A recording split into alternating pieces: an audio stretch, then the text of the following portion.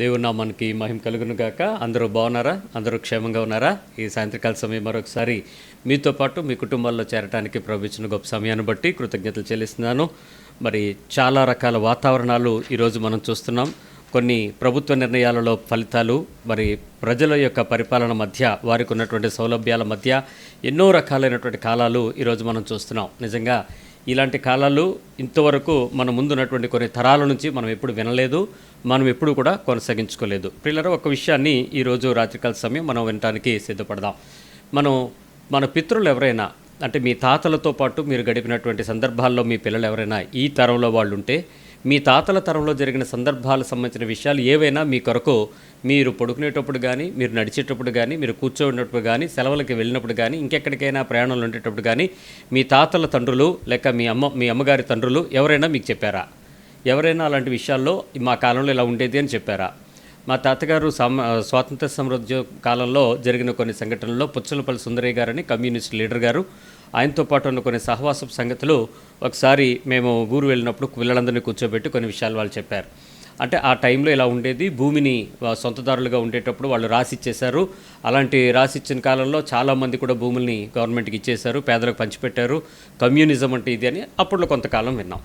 మరి నేటి తరంలో తల్లిదండ్రులైనటువంటి మీరు మీ పిల్లలకి మీ తరపు సంగతులు చెప్పండి అని అంటే ఏం చెప్తారు? అప్పట్లో ఉద్యమాలు ఉన్నాయి చెప్పారు. ఇప్పట్లో ఏ ఉద్యమాల గురించి చెప్తారు? తెలంగాణ ఉద్యమం, ఆంధ్ర తెలంగాణ విడిపోయిన ఉద్యమం, ఈ ఉద్యమాలు మీరు మీ పిల్లలకు చెప్తారా? ఒకవేళ ఇంకేదైనా దేవుని సంగతులు తరం వెంబడి తరము, మా కాలంలో ఇలా జరిగినాయి, మా కాలంలో ఇలా జరిగినాయి, మా కాలంలో సంఘం ఇలా ఉండేది, మా కాలంలో సేవకులు ఇలా ఉండేవారు, మా కాలంలో దేవుని వాక్యం ఇట్లా ఉండేది, దేవుని ఆత్మకార్యం ఇలా ఉన్నాయని మీరు ఎప్పుడైనా మీ నెక్స్ట్ జనరేషన్కి ఏమైనా పాస్ చేశారా? ఒకవేళ ఈ రాత్రి కనుక మీరు ప్రశ్నించుకుంటే మీరు మీ తరానికి చెప్పే సోది తప్ప ఆత్మ సంబంధమైన ఏవి ఉండవని నేను ఖచ్చితంగా చెప్పగలను. ఎందుకంటే ఇజ్రాయేలు ప్రజలలో వారికి మాత్రమే పిల్లలతో పాటు కూర్చోబెట్టి దేవుని పక్షమైనటువంటి ప్రతి కార్యము చెప్పాలనేది ఆజ్ఞ. కాబట్టి మొట్టమొదటి స్టోరీ టెల్లింగ్ అనేది మరి ఫేస్బుక్లో నాకు ఒక మిత్రుడు సురేష్ గారు ఉన్నారు. ఆ సురేష్ అన్న చాలా క్లియర్గా దాన్ని ఇన్వెంట్ చేసి వాటిని చూపించారు. ఇదిగో ఈ రీతిగా ఇజ్రాయేలు జనాంగం మాత్రమే పిల్లలకి స్టోరీ టెల్లింగ్ అనేది, బెడ్ స్టోరీస్ టెల్లింగ్ అనేది ఉండేది. వారు కూర్చునేటప్పుడు వెళ్ళేటప్పుడు మాట్లాడాలనే విషయం బైబిల్లో ఉన్నటువంటి ఆధారాన్ని చూపించి అక్కడ జరిగిన సంగతులను వారిని పరిశోధించి చూపించారన్న. అప్పుడు నాకు అర్థమైంది, నిజమే కదా, ఈరోజు తరం ఎందుకు ఈ విషయాన్ని మిస్ అవుతుంది? ఈరోజు తరం సాయంత్రం కూర్చోటప్పటికి అందరు పిల్లల్ని కూర్చోబెట్టుకుని ఎన్ని చాప్టర్లు చదివావు, ఎన్ని హోంవర్క్లు చేసావు, ఎన్ని ఎక్సర్సైజులు చేసావు, ఎన్ని మార్కులు వచ్చినాయి, ఎన్ని ఇంటర్నెట్ క్లాసులు తీసుకున్నావు, ఎన్ని ఆన్లైన్లో ఎగ్జామ్స్ రాసావు, వీటి మీద సరిపోతుంది తప్ప ఆత్మ సంబంధమైన విశ్వాసపు జీవితాన్ని మీరు జీవిస్తున్న విషయాలను మీ పిల్లలకి చెప్పడానికి మళ్ళీ ఎందుకు ఈ రకమైన విషయాలు తెలియదు? ఇది మొదటి మోసం. మనం 5BX బేసిక్ ఎక్సర్సైజెస్ నేర్చుకుంటున్న దానిలో ప్రార్థన అనేటువంటి అంశం గురించి మనం మాట్లాడుకుంటున్నాం. అయితే చాలాసార్లు మీకు తెలుసా, దేవుని సన్నిధిలోనికి వచ్చి మనం అడగవలసిన విషయాలు ఏంటో చాలామందికి తెలియదు. అందుకే దేవుని దగ్గరకు వచ్చి తెలుసుకోవాల్సిన విషయాల గురించి బైబిల్ చాలా స్పష్టంగా చెప్తున్న విషయం, మొట్టమొదటిగా దేవుని దగ్గరకు ప్రార్థనలకు రావడం అంటే దేవుని దగ్గర క్షమాపణ పొందటానికి రావాలి. రెండవదిగా దేవుని దగ్గర శాంతి సమాధానం పొందుకోవటానికి రావాలి. మూడవదిగా దేవుని వద్ద నుండి శక్తి, దేవుని యొక్క ఆత్మ యొక్క శక్తిని పొందుకోవటానికి రావాలి. నాలుగవదిగా దేవుని దగ్గర నుంచి ఒక అవకాశం తీసుకోవటానికి రావాలి. ఐదవదిగా జ్ఞానం కొరకు రావాలి. ఈ విషయాన్ని మనం ధ్యానిస్తున్నాం. జ్ఞానం కొరకు రావాలి. యాకోబు పత్రిక 1వ అధ్యాయము 5వ వచనం, జేమ్స్ చాప్టర్ 1:5. యాకోబు పత్రిక 1వ అధ్యాయము 5వ వచనం, మీలో ఎవరికైనాను జ్ఞానము కొదువుగా ఉన్న ఎడల అతడు దేవునిని అడగవలను, అప్పుడు అది అతనికి అనుగ్రహించబడును. ఆయన ఎవరిని గద్దింపక అందరికీ ధారాళంగా దయచేవాడు. సో ఏది తక్కువైతే దేని దగ్గరికి రావాలి? జ్ఞానం దగ్గరికి, దేవుని దగ్గరకు వచ్చి నాకు కొదువుగా ఉంది, నాకు జ్ఞానం ఇవ్వని అడగాలి. ఏ జ్ఞానం గురించి అడగాలి? మనుషుల దగ్గర బ్రతకడం గురించి మాట్లాడాలా?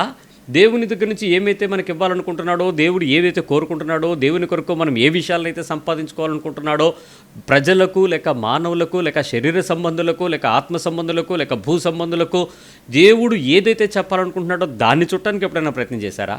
వాటి గురించి ఏమైనా అడిగారా? ఇప్పుడు మనం ప్రార్థన చెయ్యండి అని ఒక్క పదం మన నోట్లోంచి రావడం భయం. మీరు వెళ్ళిపోయేటప్పుడు కూడా మా గురించి చెప్పేటప్పుడు కూడా మీరు చెప్పే భయమైన మాట కూడా అదే, నేను చాలా భయపడతాను, నా కోసం ప్రార్థన చేయండి అని అంటే దేని కొరకు వీడు ప్రార్థన చేయమంటాడని నేను అడగకుండా మాత్రం పంపను. నిజంగా చెప్పండి, దేనికోసం ప్రార్థన చేయాలంటే అంటే మీరు జనరల్గా చేయండి. జనరల్గా చేయటం నాకు చేత కాదు. ఎందుకంటే జనరల్గా సరదాగా ప్రభువా ఏదో మాట్లాడుకోవటానికి నేను వెళ్ళను. నా దేవునితో నేను సంభాషించడానికి, నా దేవునితో నా విషయాలు మాట్లాడుకోవడానికి, నా దేవునితో నా దేవునికి సంబంధించిన విషయాల గురించి నాకు అవగాహన కలిగి ఉండడానికి నేను అంతే. సరదాగా వెళ్ళటం ఏంటి?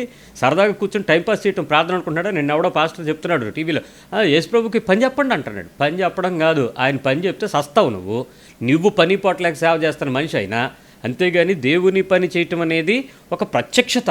ఆ ప్రత్యక్షతమైన విషయంలో దేవునితో మాట్లాడుకోవటం తమాషాగానో సరదాగానో ఏదో ఒకటి ఎట్లా చేస్తారు అంటే, ఈ ఊసిపోనోడు కల్లా నోటితో మాట్లాడేది ప్రార్థన చేయండి. ఇదో డైలాగ్ కొట్టేసి వెళ్ళిపోవటం లేదు, అదో మాకు వార్నింగ్ లాగా మీరు ప్రార్థన చేయండి పాస్టర్ గారు అంటాం. కాబట్టి ఎవడికి వాడు విశ్వాసంతో దేవుని సన్నిధిలోనికి వచ్చి, జ్ఞానం లేదు కాబట్టి జ్ఞానము అడగాలి.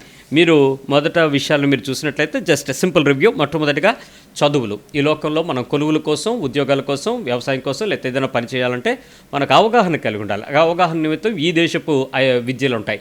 ఈ దేశంలో ఉండేటువంటి విద్యలన్నిటిని కూడా మనం నేర్చుకోవాలి. ఇప్పుడు చూడండి, భారతదేశంలో కొన్ని విద్యలు అభ్యసించిన తర్వాత మన పిల్లలకి ఉన్నత విద్య ఇక్కడ దొరకట్లేదు. నిజంగా చెప్తే దొరుకుతుంది. ఇంతకు మునుపు ప్రపంచ దేశాలు తక్షశిల, నలంద విశ్వవిద్యాలయాలు భారతదేశంలో మొట్టమొదటి వెలిస్తే భారతదేశానికి వచ్చి విద్య నేర్చుకుని వెళ్ళారు. మన దౌర్భాగ్యం ఏంటంటే, ఈ దేశంకి వచ్చి నేర్చుకోవాల్సినటువంటి స్థాయిలో ఉన్నటువంటి యూనివర్సిటీలు పడిపోగా ఇక్కడున్న వాళ్ళందరూ అమెరికా యూనివర్సిటీలకి, కెనడా యూనివర్సిటీలకి, ఆఫ్రికా యూనివర్సిటీలకి తిరుగుతూ ఉన్నారు లండన్ వెళ్ళి.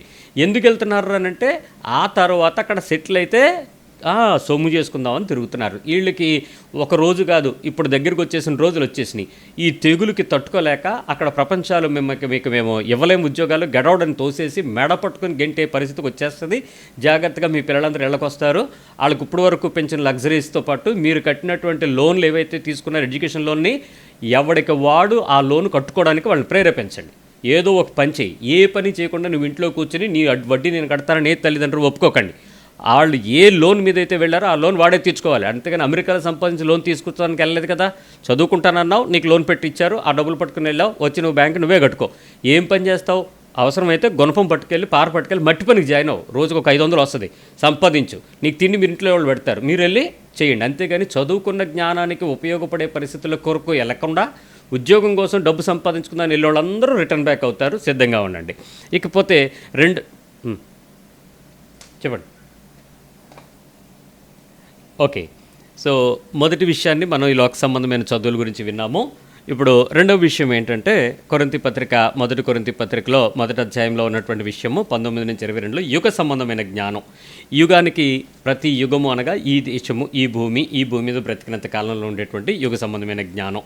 మూడవది లౌకికమైన జ్ఞానం. అంటే 2 కొరింథీ మొదటి అధ్యాయం 12వ వచనంలో ఉంటుంది, లౌకికమైనటువంటి జ్ఞానం. లౌక్యం తెలుసుకుని లౌక్యంగా సౌఖ్యంగా బతకటానికి వాడేటువంటి ఈ ట్రిక్. ఈ విషయాలు కూడా దేవుని సన్నిధిలో మనం అడగాల్సిన విషయం.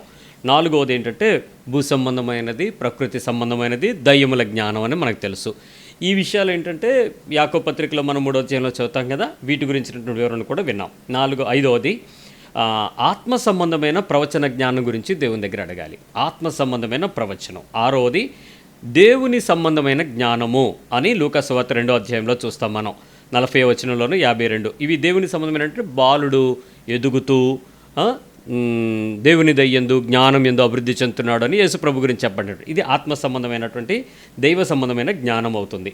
7వది అభిషేక సంబంధమైనటువంటి జ్ఞానం. This all anointing. అభిషేకంతో కూడినటువంటి దేవుని యొక్క మాట పొందుకోవటానికి లూకా సువార్తలో 21వ అధ్యాయంలో ఎదురాడుటకును, మరి సమాధానం చెప్పటానికి, మరి అవతల వాళ్ళతో మాట్లాడేటప్పుడు మంచి మిమ్మల్ని ఆపగలిగేటువంటి వ్యక్తి ఎవడో ఉండడు. అలాంటి వాక్కు దేవుడిస్తాడు. ఇది 7 విషయాలు. ఇప్పుడు 8వ విషయం నుంచి కూలంకుషంగా వినటానికి మనం సిద్ధపరచబడదాం మన సమయాన్ని బట్టి. ఎఫెసీ పత్రిక మొదటి అధ్యాయం 8వ వచనం. Ephesians chapter 1:8. ఎఫెసీ పత్రిక మొదటి అధ్యాయము 8వ వచనం చదువుతున్నాను చూడండి. ఎఫెసీలకు రాసిన పత్రిక మొదటి అధ్యాయము 8వ వచనం. కాలము సంపూర్ణమైనప్పుడు జరగవలసిన ఏర్పాటును బట్టి ఆయన తన దయా సంకల్పం చొప్పున తన చిత్తమును గూర్చిన వర్తమానము మనకు తెలియజేసి, మనకు సంపూర్ణమైన జ్ఞాన వివేచన కలుగుటకు ఆ కృపను మన ఎడల విస్తరింపచేశాను. ఏంటంటే, ఇది తన చిత్తమును గూర్చిన మర్మమును, సంపూర్ణమైన జ్ఞాన వివేచన. తన చిత్తమును, దేవుని యొక్క చిత్తం ఏదైతే ఉంటుందో దానిని మనము తెలుసుకోవాల్సినటువంటి పరిస్థితి. చాలామందికి ఈ వాక్యము వేరేలాగా అర్థమవుతుంది. ఎవరైనా పాస్టర్స్ వచ్చి మా గురించి, మీ గురించి దేవుడు మాకు ఇలా చెప్తున్నాడండి అన్నారు అనుకోండి, వెంటనే వాళ్ళకి ఏమర్థమైపోతుంది తెలుసా? అయితే ఈయనకి అన్నీ మా గురించి తెలిసిపోతే అవసరం అని చెప్పేసి ఇక ఆయన పట్టుకుని ఆయన్ని దేవుడిని చేసేసి దేవుని స్థానం ఆయనకి ఇచ్చేసి ఇక ఆయన కథలు తిరుగుతూ ఉంటారు. ఏమనంటే, మాకంటే అంత తొందరగా తెలియదు కానీ మీరంటే ఎప్పుడు దేవునితో ఉంటారు, మీరంటే ఎక్కువ దేవుల్లో ఉంటారు, మీరంటే మీతో దేవుడు ఎప్పుడు ఉంటాడు, కాబట్టి బ్రదరు అదేదో మీరే చెప్పేయండి, దేవుని చిత్తమో కాదో మీరు చెప్పేస్తే మేము మిమ్మల్ని ఫాలో అయిపోతాం అనేటువంటి బ్యాచీలు క్రైస్తవ్యులు ఈరోజు చాలామంది ఉంటారు. ఇప్పుడు మన వాక్యం వింటున్న మెల్లో కూడా అందరూ కూడా 50% బ్యాచ్ అదే, దానిలో డౌట్ ఏం లేదు. ఏమన్నా చెప్తే దేవుని చిత్తము అనే దానిలో వెళ్ళిపోతారు. నిజానికి దేవుని చిత్తం గురించినటువంటి వర్తమానం ఇక్కడ స్పష్టంగా ఏం చెప్తున్నాడంటే, ఆయన ఏర్పాటును బట్టి, అంటే కాలం సంపూర్ణమైనప్పుడు జరగవలసిన ఏర్పాటును బట్టి ఆయన తన దయా సంకల్పం చొప్పున తన చిత్తమును గురించిన మర్మము మనకు తెలియజేసి ఆల్రెడీ రివీల్ చేసేసాడు. ఆయన మాట ద్వారా రివీల్ చేసేసాడు, ఆయన వాక్ ద్వారా రివీల్ అయిపోయింది, ఆయన మాటలు మన దగ్గరికి వచ్చేసినాయి. ఆ మాటల్లో నుంచి మనం అన్ని విషయాలు తెలుసుకునే ఏర్పాటు చేయబడింది బైబిల్ చెప్తుంది. రెండవది, ఆయన సంపూర్ణమైన జ్ఞాన వివేచన కలుగు చేయడానికి ఆ కృపను విస్తరించేసేసాడు. ఇది ఎలా ఉంటుందో ఒకసారి చెప్తాను.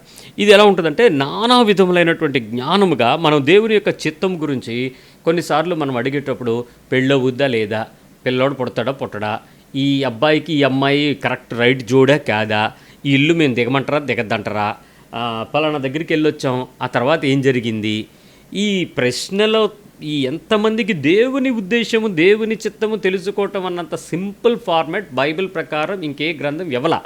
ఆ బైబిల్ని క్షుణ్ణంగా చదివేవాడికి దేవుని చిత్తం తెలిసిపోద్ది. వెళ్ళాలా వద్దా తెలిసిపోద్ది, చెయ్యాలా చేయకూడదు తెలిసిపోద్ది, అది తీసుకోవాలా వద్దా తెలిసిపోద్ది, పెళ్లి చేసుకోవాలా వద్దా తెలిసిపోద్ది. చాలా స్పష్టంగా ఈజీగా తెలుసుకోవాల్సిన విషయాలనేమో గోస్పెల్ కాంప్లికేట్ చేసేసాం. అంటే దేవుని చిత్తము బయలుపరచబడటాన్ని గురించినటువంటి విషయంలో దీన్ని మినిస్టీరియల్ ఎబిలిటీ అంటారు. అంటే కొన్ని సందర్భాలకు వెళ్ళినప్పుడు, ఆయా ఇంటికి చూసినప్పుడు, ఆయా కుటుంబం గురించి మనం ఆలోచిస్తున్నప్పుడు, ఆయా విషయాల గురించి మనం ఆలోచించి ప్రార్థన చేస్తున్నప్పుడు వెంటనే దేవుని యొక్క ఉద్దేశం ఏంటన్నది చిత్తమో నీకు మర్మములో తెలియపరచబడుతుంది. ఆ విషయం దేవుణ్ణి అడగాలి. ముందు మీరు దేవుని దగ్గరికి రావాలి, దేవునితో చెప్పాలి, ప్రభువా నీ గురించినటువంటి మర్మమును మేము తెలుసుకుంటాం, మాకు ఇష్టం కాబట్టి నువ్వు ఆ కుటుంబం పట్ల ఏ ఉద్దేశం కలిగి ఉన్నావో దయచేసి నాకు తెలియచేయని నువ్వు అడగాలి. సంఘానికి బోధించాల్సిన విషయంలో కూడా చాలామందికి ఈ వాక్యం అర్థం కాల. సంఘానికి ఏం బోధించాలో ఇప్పటివరకు చాలామంది తర్జన అవుతూ వాళ్ళకి తెలిసిన విషయాలను బోధించుకుంటూనే వెళ్ళిపోతున్నారు. యేసుక్రీస్తు రాకడకు సంబంధించిన సూచనలు కానీ, ఆయనలో సంపూర్ణతగా మారాల్సిన విషయాలు కానీ ఇప్పటికీ చాలా ప్రదేశాల్లో మనం వింటలా, తెలియటలా, ఎవరు చెప్పట్లా. నేను మొన్న రీసెంట్గా ఒక కుటుంబం గురించి మాట్లాడినప్పుడు వాళ్ళు చెప్పిన విషయం నాకు చాలా ఆశ్చర్యంగా ఉంది. ఏంటంటే, మాకు ఊహ తెలిసేటప్పటికీ, అంటే మేము ఇప్పుడు ఈ రోజు నేను క్రైస్తవుని అయ్యింది ఒక 25 ఏళ్ళకి, 25వ సంవత్సరం నేను యేసుప్రభుని రక్షకుడిగా అంగీకరించాను. 25 ఏళ్ల వరకు మేము పక్కా హిందువులం, అన్ని పరిస్థితుల్లో లోకల్ సంబంధించిన విషయాలన్నింటిలో మేము పూర్తి అవగాహన కలిగి ఉన్నవాడిని. నేను అలాంటి వ్యక్తిని. మా నాన్నగారి కాలం నుంచి కూడా క్రైస్తవ కుటుంబంలో ఉన్నటువంటి ఒక ఈ కాలనీలో ఉండేటువంటి స్నేహితులు, అంటే చాలా 4 fathers, అంటే ఒక తరము క్రైస్తవులు, వాళ్ళు అంటున్నారు, ఏంట్రా బాబు నువ్వు చెప్పే విషయాలు మాకేం అర్థం కావట్లేదు, నువ్వు చెప్తున్నటువంటి వాక్యం ఏంటి మాకు అసలు అంత కొత్తగా ఉంది, నువ్వు బైబిల్లో నుంచే మాట్లాడుతున్నావా అని డౌట్ వచ్చి ఈ మధ్య మా నాన్న ఏమో వద్దురా హాలివ్ గ్రీన్ చెప్పి మనకు అర్థం కావలే అనేస్తున్నాడు అన్నాడు. నాకు ఆశ్చర్యం వేసింది, ఇదేంటి, నేను బైబిల్ ఏమో మేము పట్టుకుని 25వ సంవత్సరం నుంచి ఇప్పుడు ఒక 45 వచ్చినాయి, ఈ 20 ఏళ్ళ పాటు తిప్పల పడి నానా బాధలు పడి మేము నేర్చుకుంటుంటే, తరాల నుంచి వచ్చినటువంటి క్రైస్తవ్యంలో దేవుని ఉద్దేశం వాక్యం చెప్తుంటే అర్థం చేసుకోవటానికి అటు కష్టపడుతున్నారు అంటే అప్పుడు అనిపించింది, వీళ్ళు దేనిలో పెరుగుతున్నారో ఎందుకు పెరుగుతున్నారో కూడా తెలియని గాలి జనం తప్ప ఆత్మ సంబంధమైన వ్యక్తులు కానే కావు. అంతేకాదు, ఆ దేవుని యొక్క చిత్తమును గురించిన మర్మం విషయంలో ప్రతి సందర్భంలో మనం తెలుసుకోవటానికి చాలా సింప్లెస్ట్ మెథడ్స్ ఇచ్చాడు. నేను ఇప్పుడు నా టాపిక్ అదిగా దేవుని చిత్తం తెలుసుకోవటం ఎలా అని చాలామంది అడుగుతారు. చెప్పండి బ్రదర్, మీకు తెలుసు కదా, మీరు చెప్పండి అంటే నేను చాలా విషయాలు how to find the will of God, God's will అని ఒక సంవత్సరం పాటు మాట్లాడాను. చాలా విషయాలు వివరణాత్మకంగా మీకు ఆన్లైన్లో ఉంటాయి. అయితే ఈరోజు మరొక విషయం చూడాల్సింది అంటే కొలస్సీ పత్రికలో 1వ అధ్యాయంలో 8వ వచనం, 9, 12 మధ్యలో కలిసి రాసినటువంటి వచనం చదువుతున్నాను. 8వ వచనం చదువుతున్నాను చూడండి.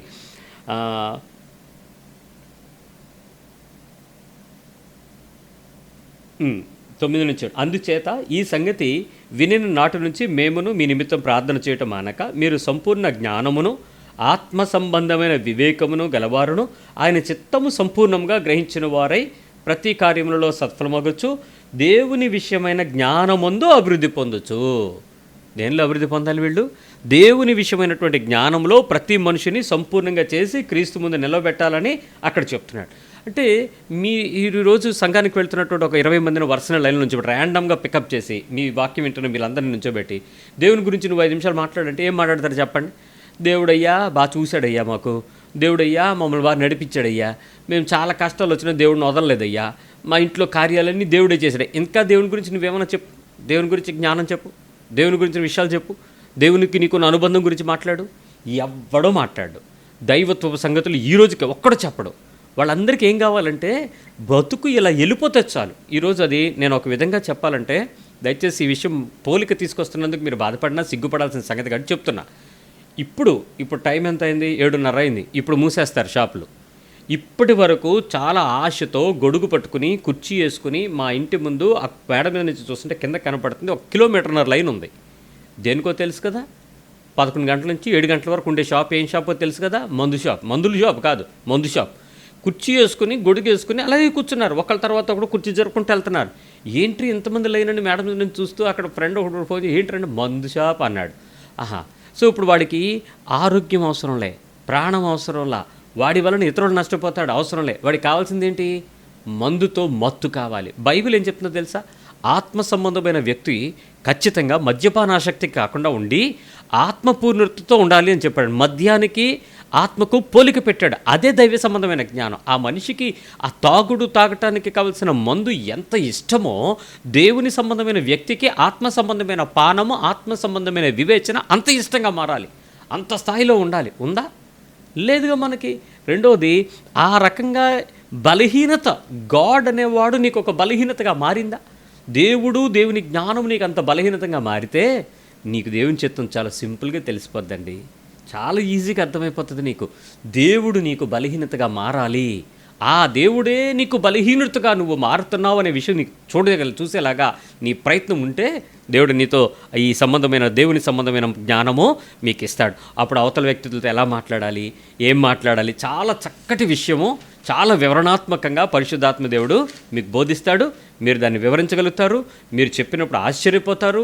నేను ఇప్పుడు చెప్పిన మొదటి 7 జ్ఞానాలతో పాటు ఈ జ్ఞానం కూడా దేవుడు మీకు అద్భుతంగా మీకు మాట్లాడతాడు. నేనేం చెప్పాను? దేవుని సంబంధమైన జ్ఞానం అని చెప్పాను. ఇప్పుడు రెండవ విషయం చెప్తాను, 9వ విషయం చెప్తున్నాను చూడండి. 1 కొరింథీ పత్రిక 1 కొరింథీ పత్రిక 1వ అధ్యాయంకి రండి. 24వ వచనం చదువుతున్నాను చూడండి. 1 Corinthians chapter 1 verse 24.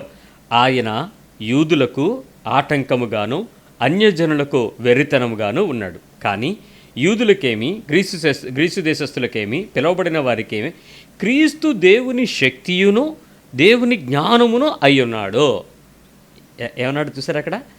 క్రీస్తు దేవుని శక్తియు దేవుని జ్ఞానము అయ్యున్నాడంట. యేసుక్రీస్తు దేవుని శక్తి ప్లస్ దేవుని యొక్క జ్ఞానము కూడా అయ్యున్నాడు. ఇప్పుడు మీరు చెప్పండి, యేసుక్రీస్తు గురించినటువంటి జ్ఞానం గురించి ఒక 5 మాటలు చెప్పండి. ఇందాక నేనేమన్నాను?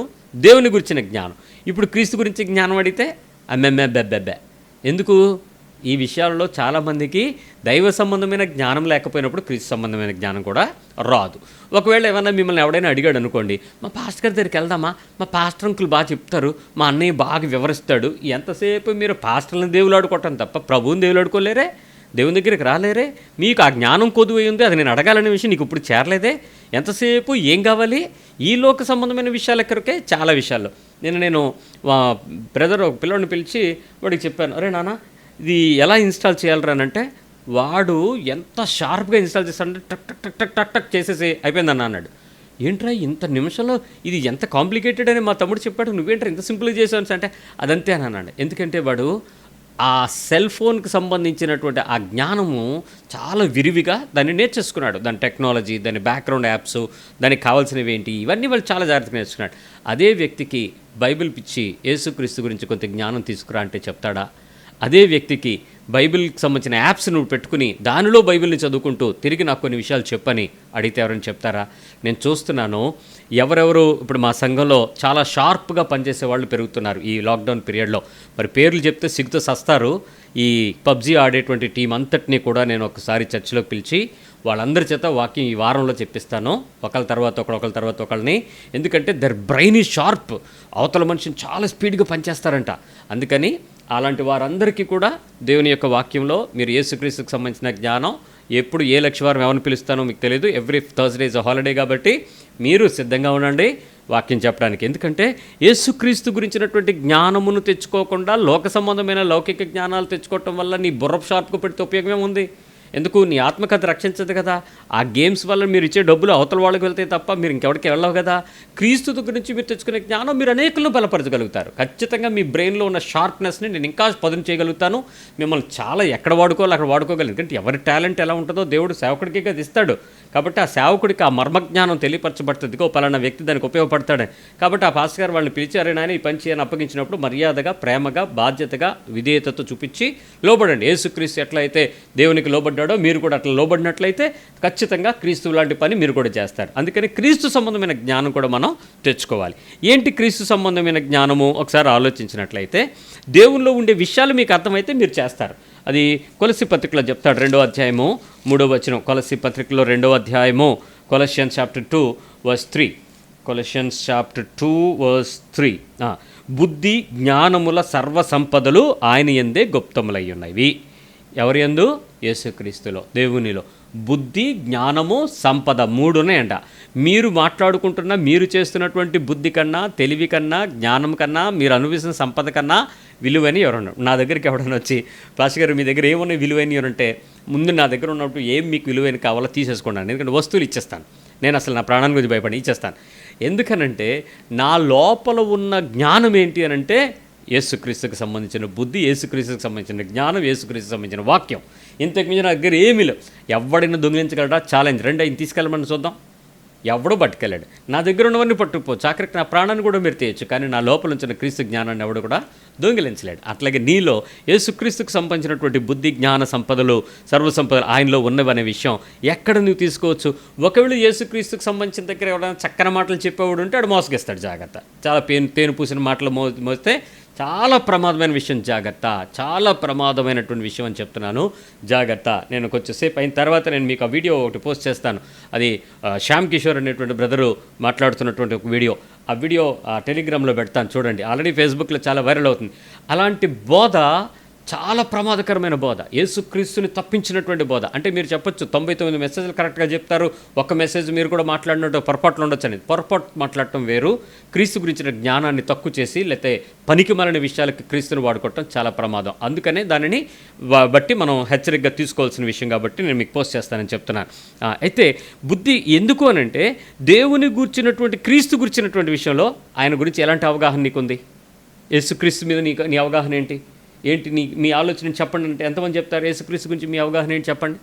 ఆయన లక్షణాల గురించి మాట్లాడట్లా, ఆయన గురించి నీ అవగాహన ఏంటి? ఇప్పుడు మీ పక్కింటి ఆయన గురించి మీ అభిప్రాయం ఏంటని అడిగితే బ్రదర్ చెప్తావా లేదా?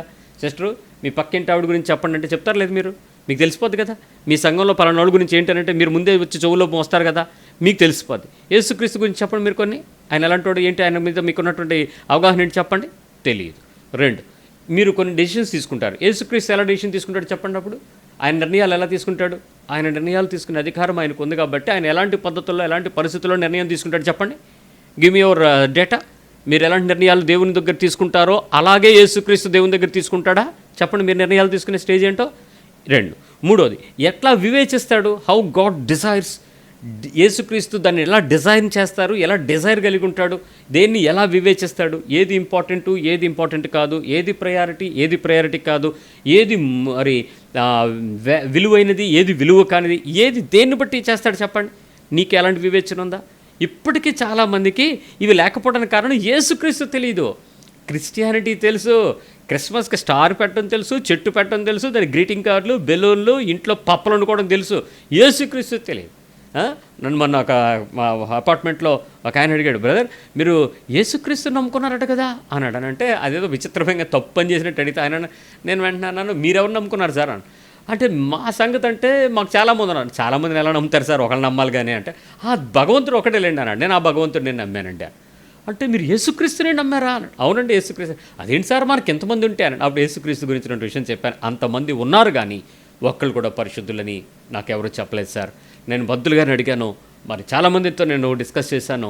ఎవరు పరిశుద్ధుడు దేవుడు, పాపం లేనివాడు ఎవడంటే ఎవరు చెప్పలేదు. దేవుడు అనేవాడు పాపములు అనేటువంటి విషయానికే సంబంధం లేకుండా ఉన్నప్పుడు నేను ఎలా అండి నా బలహీనతను ఆయన దగ్గరికి వెళ్ళి చెప్పేస్తాను? నన్ను క్షమించాలి కదా, నన్ను ప్రేమించాలి కదా, నన్ను సహించాలి కదా, నన్ను భరించాలి కదా అని. ఆయన అన్నాడు, ఏంటి సార్ మీరంటే కొత్త ప్రశ్నలు వేస్తున్నారు అన్నాడు. సార్ మీరు అడిగిన ప్రశ్నకి నేను సమాధానం చెప్పాను. నేను మిమ్మల్ని కలిగించుకోవాలా, మీరే నన్ను కలిగించుకున్నారు. ఇప్పుడు చెప్పండి, దేవుడిలో పరిశుద్ధుడు ఎవరున్నారు ఒకటి చెప్పండి అని అంటే ఒక్క నిమిషం ఆయన ఆలోచించి ఆయన పేర్లు చెప్పేశాడులేండి. ఆయన పేర్లు చెప్తూ అమ్మో అని లెంపలేసుకుంటున్నాడు. ప్రతి పేరు చెప్తున్నాడు, లెంపలేసుకుంటాడు. ఏంటి సార్ మీరు లెంపలేసుకుంటున్నారు, మీ మనసు ఏమైనా చెడిపోతుందా అని అంటే, కాదండి అంటే మీరు సింపుల్గా అడిగేశారు కానీ నాకు లోపల అది గుచ్చుకుంటాను సార్ అంటే. ఏంటి సార్ గుచ్చుకుందంటే చెప్పాడు. ఇప్పుడు అంటే పాపము అనే పదం మనకి వేరు దేవుడికి వేరండి అన్నాడు. నేను అదే చెప్పాను, అలా కాదండి. అందుకే నరా రూపంగా వచ్చి పాపము యొక్క శరీరమును ధరించి పాపముతో పోరాడి నాలో పాపముందున్న రుజువు చేయగలడా అని చెప్పాడు సార్. అందుకు నేను యేసుప్రభు నమ్ముకున్నాను సార్ అని అంటే, లేదు సార్ మీరు అన్నది వ్యాలిడ్ పాయింట్ సార్, చాలా కరెక్ట్ సార్ అని. ఇప్పుడు యేసుక్రీస్తు గురించినటువంటి అలాంటి చిన్న జ్ఞానం నువ్వు ఎవరి దగ్గరైనా కొత్త విషయం చెప్పి అవతల ప్రశ్నిస్తుంటే వాడు ఏం ప్రశ్నిస్తున్నాడో వాడికి ఏం సమాధానం చెప్పాలని ఎదుర్కోవడమే క్రీస్తు గురించిన జ్ఞానం. అది అడగాలి దేవుణ్ణి. ప్రభువా ఈరోజు నేను బస్ స్టాండ్కి వెళ్తున్నాను, బస్ స్టాప్లో 10 మంది కలుస్తాను, ఆటో ఎక్కుతాను, 20 మందిని కలుస్తాను, ఇటు అటు మరి వాళ్ళతో నేను ఏమైనా మాట్లాడాలా, ఎలాంటి జ్ఞానంతో మాట్లాడాలి, అలాంటి మాటలు నాకు ఇవ్వు, అలాంటి బుద్ధి నాకు పెంచు, అలాంటి జ్ఞానం నాకు ఇవ్వు, అలాంటి వివేచన నాకు ఇవ్వు, అలాంటి విషయాలు గ్రహించడం నాకు నేర్పించు. ఇది మనం అడుక్కోవాలి. ప్రార్థన అనగానే మనం అడుక్కోవడం ఏంటి? ప్రభువా జ్వరం వచ్చింది తగ్గించు, ప్రభువా హాస్పిటల్ ఉన్నాడు తగ్గించు, ప్రభువా పెళ్ళి అవ్వలేదు పెళ్లి చెయ్యి, మీకు దండం తల్లి. ఇప్పటి వరకు లూకాసు వార్త 18వ అధ్యాయంలో మానక విడువక పట్టుదలగా ప్రార్థన చేయమని చెప్పడానికి ఆ విషయం చెప్పాడు తప్ప మీరు అడుక్కోండి అని చెప్పడానికి ఆ భేదవాదాల గురించి చెప్పలా. అలా చెప్పేవైతే అన్యాయస్తులైన న్యాయాధిపతి అని ఎందుకు చెప్తాడండి? న్యాయాధిపతి అని దేవుడు అని చెప్పుకుంటాడు కదా. అన్యాయ కలిగిన వాడు కూడా అక్కడ తీర్పు తీర్చాడని లూకా 18లో మనం చదువుతాం. ఆ ముసలిదానికి తీర్పు ఇచ్చాడ్రా బాబోయ్ అనేసి జడ్జిమెంట్ ఇచ్చేసి వెళ్ళిపోయాడట. మాటకి గోజాడ్డం అంటే దేవునితో గోజాడ్డం ముఖ్యమా, ఒకటే పట్టుకుని వెళ్ళిపోయి రోజు ఏడిసి తెచ్చుకోవటం ముఖ్యమా? ఏది ఇంపార్టెంటో మనం గ్రహించలేకపోతున్నాం. అది క్రీస్తు సంబంధించిన జ్ఞానం లేమి. రెండవది చక్కగా వాక్యాన్ని మనం అర్థం చేసుకోవటం కానీ, వాక్యం విషయంలో మనం దేవుని సన్నిధిలో నేర్చుకోవడం కానీ, వాక్యాన్ని దేవుని సన్నిధిలో తెలుసుకోవటం గురించి కానీ, వాక్యాన్ని వివరించుకోవటానికి కానీ, వాక్యానికి సంబంధించిన విషయాలను అడిగి దాన్ని తిరిగి జ్ఞాపక శక్తి కావాలని కానీ ఇవన్నీ దేవుని అడగాలండి. ఇవి మన ప్రార్థనాంశాలు అవ్వాలి. వాటి కొరకు నువ్వు ప్రార్థన చేస్తే నీకు చాలా అద్భుతంగా ఉంటుంది. చాలామందికి నేను కూడా ఒకసారి నాకు అంటే ప్రార్థన చేయటం అనే లోతులోకి నేను రానప్పుడు ఒక సహోదరులు నా దగ్గరకు వచ్చి మీరు ఎలా ప్రార్థన చేస్తారో చూస్తానని చెప్పి వచ్చి కూర్చున్నారు. కూర్చుంటే నేను సరేనండి ప్రార్థన చేద్దామని చెప్పేసి స్టార్ట్ చేశానండి. మా చర్చిలో ఉన్న పేర్లన్నీ గుర్తు తెచ్చుకుని వాళ్ళు చెప్పిన సమస్యలన్నీ మొదలెట్టి ఒకళ్ళ గురించి ఒకళ్ళ తర్వాత అన్నీ ప్రార్థన చేశాను. మేము కళ్ళు తెరిచి చూసేటికి 6 గంటల నుంచి 8:30 అయిపోయింది. అంటే 2:30 గంటల సేపు ప్రార్థన చేశాం. ఆయన అన్నాడు, ప్రార్థన చేయడం అంటే ఇంతేనా అని అడిగారు. నేను అన్నాను, మరి ఇలాగే ప్రార్థన చేస్తాను సార్ అన్నాడు. అనుకుని వెళ్ళిపోయారు. ఆయన వెళ్ళిపోయిన తర్వాత నేను 1 సంవత్సరం పాటు దేవుని వాక్యాన్ని బోధిస్తున్న సేవకుడిగానే ఉన్నానండి. ప్రయాణాలు చేస్తున్నాను, మీటింగులకి వెళ్తున్నాను, వాక్యం చెప్తున్నాను, చర్చికి వెళ్తున్నాను, వాక్యం చెప్తున్నాను, ఉపవాస ప్రార్థనలు ఉన్నాయి, ఆల్నైట్ ప్రేయర్లు ఉన్నాయి, రోజంతా చేసే ప్రార్థనలు ఉన్నాయి, ప్రత్యేక ప్రార్థనలు ఉన్నాయి, అంటే మంగళవారాలు ఇట్లా రోజుల్లో ఇన్ని చేస్తున్నాను. కానీ నా ప్రేయర్ లైఫ్ ఏంటో నాకు లోతు ఏదో లేదు అని తెలిసిపోతుంది. ఏంటి లేదు, ఎంతసేపు అడుక్కోవడమే సరిపోతుంది తప్ప దేవునితో నేను ఏం మాట్లాడలేకపోతున్నాను ఏంట్రా అని నాకు అనిపించింది. ఓ సందర్భంలో నాకు ఎందుకో ఏ పని చేయకుండా కాసేపు కూర్చుంటే ఎలాగుంటుంది అనిపించింది. కామ్గా కూర్చున్నాను, సాలిట్యూడ్, ఏకాంతంగా కూర్చున్నాను. ప్రార్థన లేదు, స్తుతి లేదు, ఆలోచన లేదు, మాటలు లేవు, బుర్ర ఏమి చేస్తే చేయని. నేను దేవుని సన్నిధిలో కూర్చున్నాను, ఒంటరిగా కూర్చున్నాను.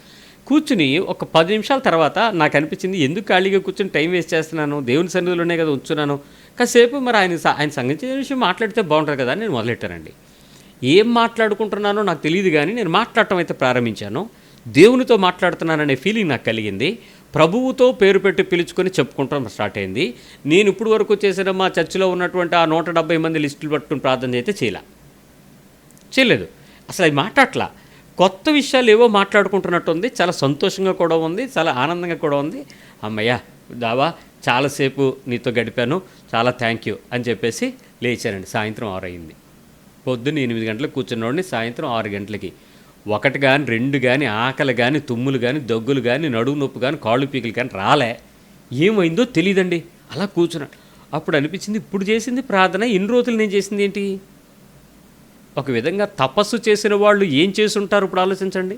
మన మునులు ఋషులు వెళ్ళిపోయి హిమాలయాల్లోకి వెళ్ళి ఒంటి కాలు మీద చేశారంట కొంతమంది, మరి ఏదేదో చేశారంట. ఏం చేశారు?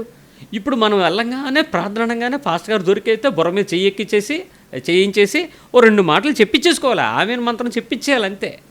ఈ ఆమెను మంత్రగాళ్ళు ఉన్నంత వరకు ఒక వ్యక్తి దేవుని దగ్గరికి రాడు. ఈ ఆమెను మంత్రగాళ్ళు అంటే ఎవరో తెలుసా?